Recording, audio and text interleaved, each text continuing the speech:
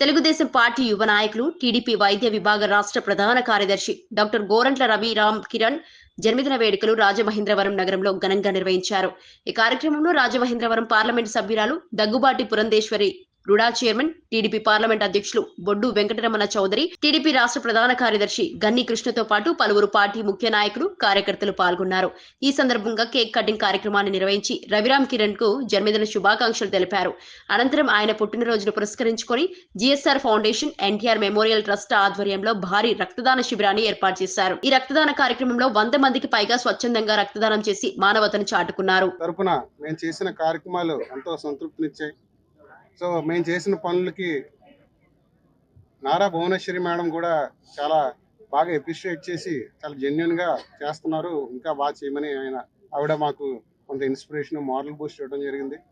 So అదేవిధంగా 2026లో కూడా హానెస్ట్గా ఎక్కడైతే అవసరం ఉందో అక్కడ మా ఫౌండేషన్ మరింత పేద ప్రజలకి ఎవరికి అవసరం ఉందో వారికి ఎంతో కొంత ఆదుకునే పరిస్థితిలో ఉంటాము. 2026లో నా బర్త్డే తర్వాత న్యూ ఇయర్ రెజల్యూషన్ ఏంటంటే, ఎక్కడైతే ఉమెన్ ఎంపవర్మెంట్, ఎప్పుడు కూడా కుటుంబంలో ఆడవాళ్ళు ఎక్కువగా మొత్తం బాధ్యతలన్నీ వాళ్ళందరూ చేస్తూ ఉన్నారు, సంపాదనలో కానీ ఇల్లుని నీట్గా నడపడంలో కానీ. సో వారికి ఎంతో కొంత ఆర్థికంగా వాళ్ళ కాళ్ళ మీద నిలబడేటట్టు కార్యాచరణ మా ఫౌండేషన్ ద్వారా త్వరలోనే మేము లాంచ్ చేయబోతున్నాం.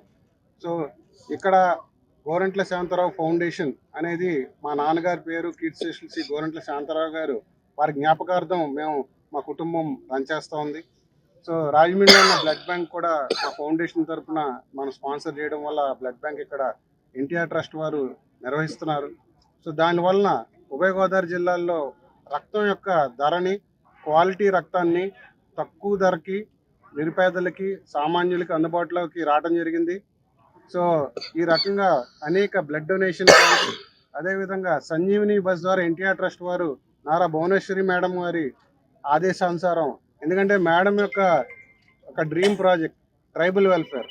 సో గిరిజన ప్రాంతంలో ఉన్న ఆదివాసీలకి వారందరికీ కూడా ఆరోగ్యం మెరుగుపడాలి, వారికి సరైన అవగాహన లేదు, ఆరోగ్యం బాగాలేదు. అందుకని ఇక్కడ రాజమండ్రిలో బ్లడ్ బ్యాంక్ ఏర్పాటు చేయడం వల్ల ఆవిడ ఇక్కడి నుంచి సంజీవిని అనే బస్సు ద్వారా ఒక డాక్టర్ని, ఒక నర్సుని, ఒక ఫార్మసిస్ట్ని ఏర్పాటు చేసి సుమారు 300 క్యాంప్స్ రాజమండ్రి బేస్ చేసుకుని ఇక్కడి నుంచి రోజు ఒక 80 కిలోమీటర్ల రోజు ఆ బస్సు వెళ్ళి ఆ ప్రాంతంలో ముందుగానే మనం చాటింపు వేసి ప్రతి మారుమూల పల్లెలు, ఎవరైతే కిందకి కనీసం గోకవరం ఊరి దాకా కూడా రాలేరు, అలాంటి గిరిజన ప్రాంతాలకు వెళ్ళి ఆ రోజు ఆ బస్సు సంజీవిని బస్సు వైద్య సేవలు అందిస్తుంది.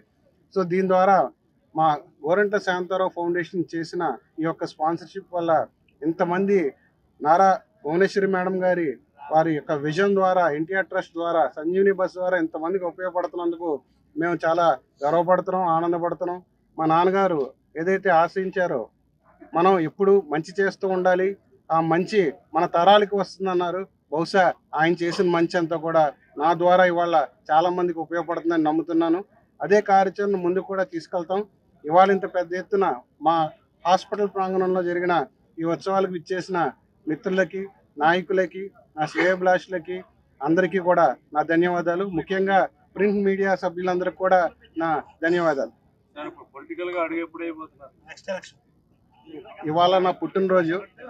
నేను నిస్వార్థంగా గోరంట్ల శాంతారావు ఫౌండేషన్ తరపున చేస్తున్న కార్యక్రమాలకి, రాజకీయాలకి సంబంధం లేదు.